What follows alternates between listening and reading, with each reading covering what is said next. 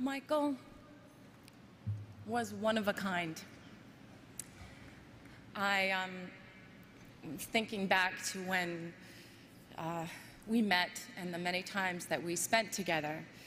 And whenever we were out together and there would be a picture taken, there would be a caption of some kind. And the caption usually said something like an odd couple or an unlikely pair.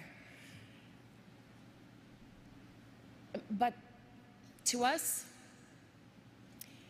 it was the most natural and easiest of friendships. I was 13 when we met, and from that day on, our friendship grew. Michael always knew that he could count on me to support him or be his date, and that we would have fun no matter where we were. We had a bond. And maybe it was because we both understood what it was like to be in the spotlight from a very, very young age. I used to tease him and I'd say, you know, I started when I was 11 months old. You're a slacker. You were what, 5? Both of us needed to be adults very early. But when we were together, we were two little kids having fun. We never collaborated together. We never performed together or danced on the same stage, although he did try in vain one night to unsuccessfully teach me the moonwalk. And he just basically just shook his head and crossed his arms at my attempt. We never filmed a video or recorded a song, but what we did do was laugh. It was always a competition to see who could make the other one laugh more or be sillier. Michael loved to laugh. His heart would just burst out of him when he was laughing. He adored it when I did silly imitations or told him stories about my life. MJ's laugh was the sweetest and purest laugh of anyone's I had ever known. His sense of humor was delightful, and he was very mischievous. I remember it was the night before Elizabeth Taylor's wedding, and he had called me prior and asked if I would join him. He didn't want to be alone for all the festivities. And it was the night before the big day, and Michael and I tried to sneak in to get the first peek of the dress. And we were just giggling like crazy, and we almost passed out in hysterics when we realized that Elizabeth was actually asleep in the bed. We thought she was in an entirely different room. And we had to laugh and sneak out. Then at the point of the wedding, when there was the first dance, basically we had to joke that we were the mother and father of the bride.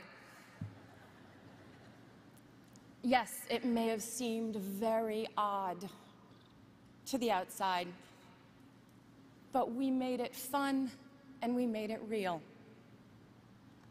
When he started wearing the glove, I was like, what's up with the glove?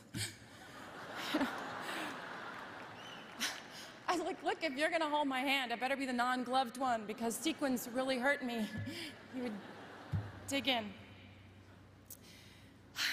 He'd just shake his head and he would just smile. He loved to be teased. Seeing him smile made you feel like everything was going to be all right. To the outside world, Michael was a genius with unchallenged ability. To the people who were lucky enough to know him personally, he was caring and funny, honest, pure, non-jaded, and he was a lover of life. He cared so deeply for his family and his friends and his fans.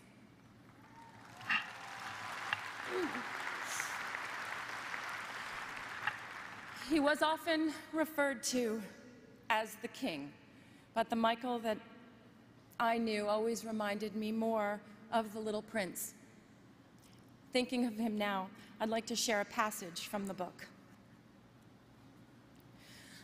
What moves me so deeply about this sleeping prince is his loyalty to a flower. The image of a rose shining within him like the flame within a lamp, even when he's asleep. And I realized he was even more fragile than I had thought. Lamps must be protected. A gust of wind can blow them out. Michael's sensitivity was even more extraordinary than his talent, and his true truth resided in his heart. As the Little Prince also said, eyes are blind. You have to look with the heart. What's most important is invisible. Michael saw everything with his heart. To his family, his brothers and sisters, Catherine, Joe, and to his children, Prince, Paris, Blanket, my prayers are with you.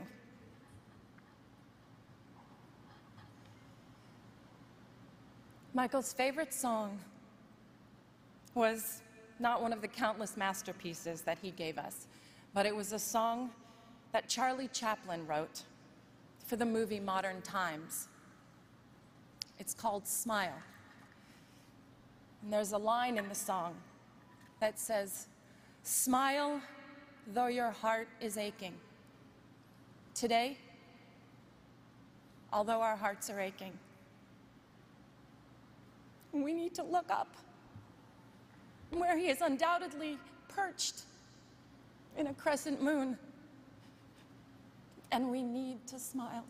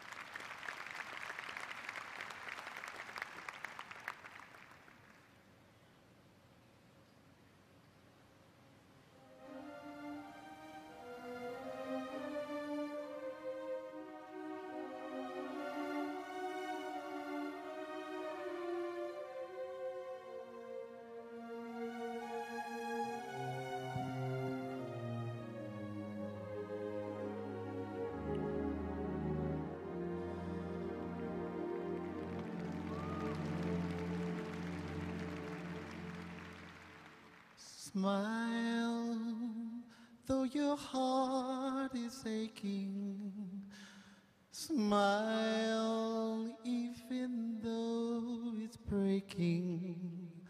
When there are clouds in the sky, you'll get by if you smile.